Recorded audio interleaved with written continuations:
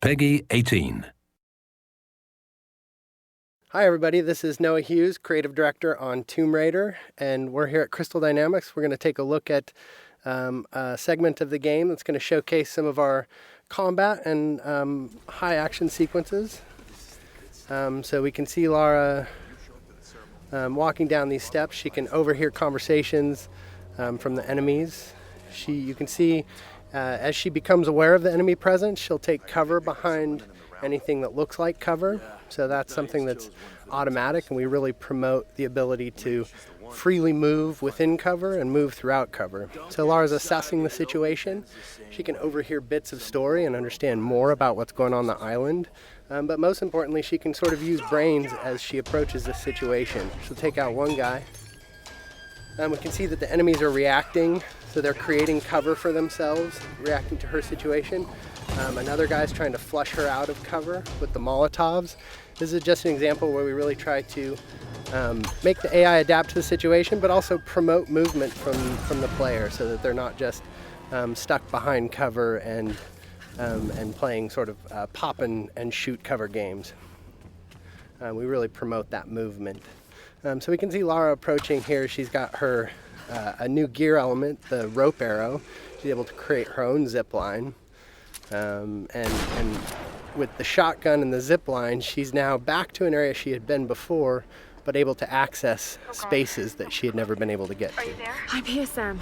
Are you okay? What do they want with me, Lara? A fire ritual? This is so fucked up. Listen, I'm coming to get you. I'm going to get you out of there. Please, please help me, Lara. I promise.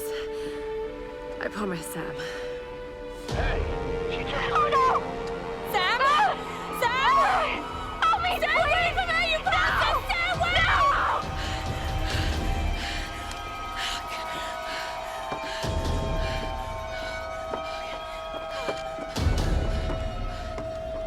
So we can see that Lara's friends, in particular Sam, is in trouble, and she has a very clear goal now, which is to make her way to the scavenger fortress where Sam is being held. So she knows that's down at the bottom of the mountain, and she's going to find a way down. I don't know. Another part of the plane? Keep working. I'll go check it out.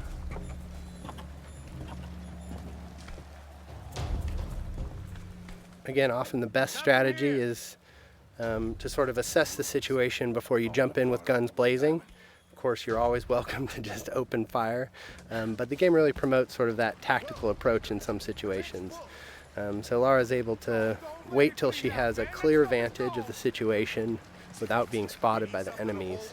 She sees an opportunity in the fire, and she's able to open combat by really decimating the enemies with the environmental opportunities and then finishing off any stragglers.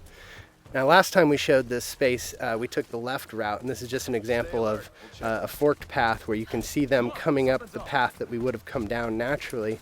But because Lara's observant and she's taken advantage of her traversal in the environment, she can get the drop on these guys in a way that you may not if you weren't necessarily utilizing traversal to progress and keeping your eyes open for those opportunities. So again, Lara using the barrels as part of the environment to sort of create chaos within the enemy AI and take advantage of that chaos. So again, Lara just not necessarily being all about the biggest firepower, but really trying to use a tactical approach to combat.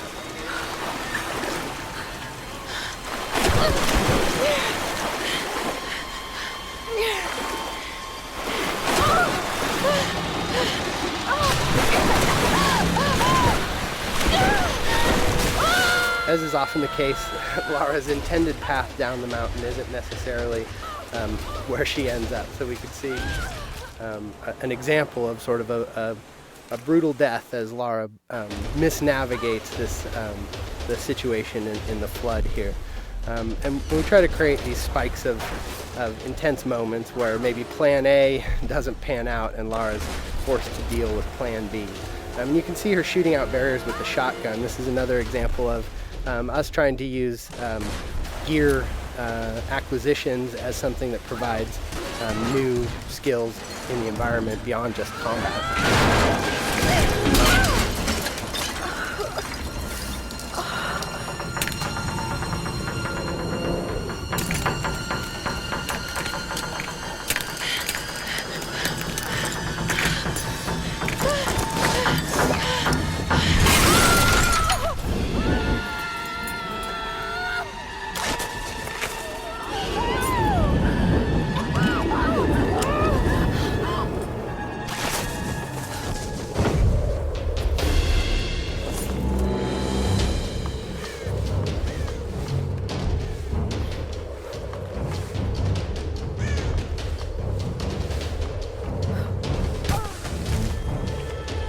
can see that Lara's been able to adapt to this turn of events and managed to find her way down the mountain, but is a little bit worse for wear, having gone through a pretty traumatic descent.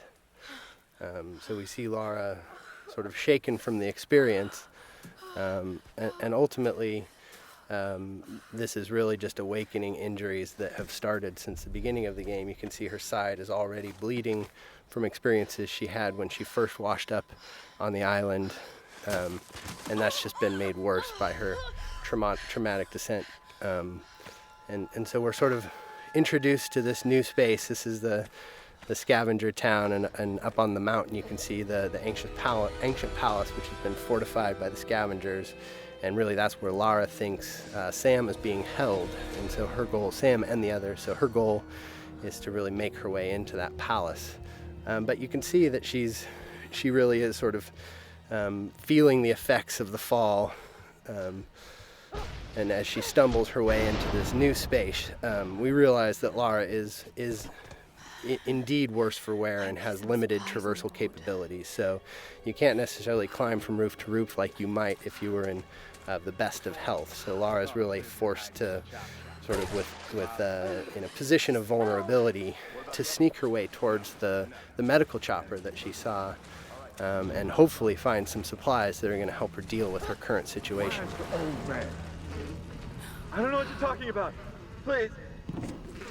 You are lying. I know you escaped with them. Please. I don't. I need to loosen your tongue. Tell me! So we can take a moment to overhear some of the story. That's always optional, but we try to infuse a lot of the environments with some of the backstory, and that's actually foreshadowing something that will come up a little bit later in the story.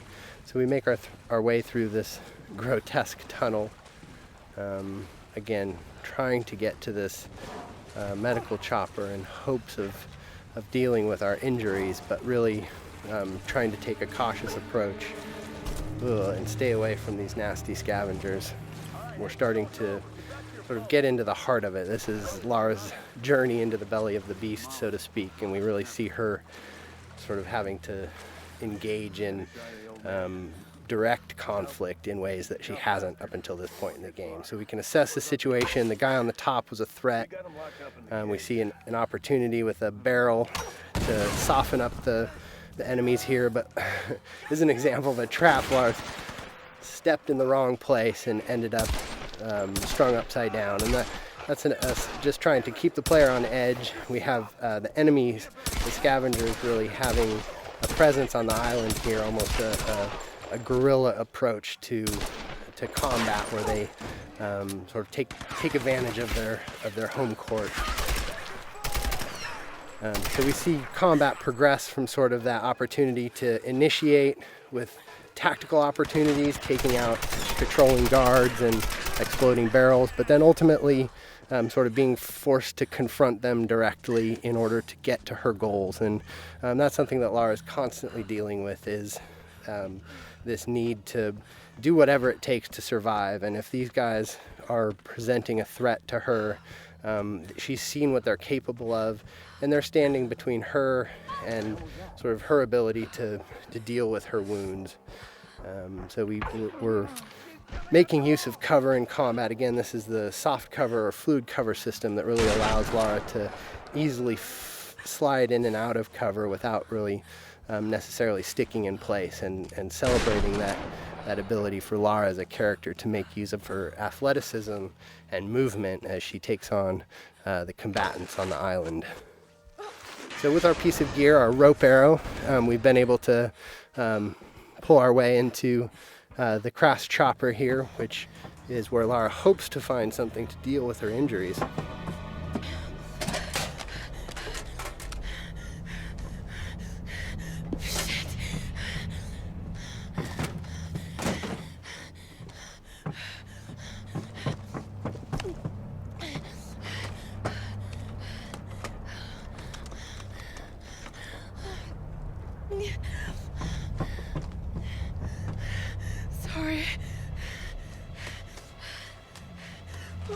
All right, thanks everybody for joining us today. Stay tuned. We'll have some more things to show you down the road, but I hope you enjoyed our traversal down the mountain into Scavenger Hub today, and some more glimpses into our combat systems.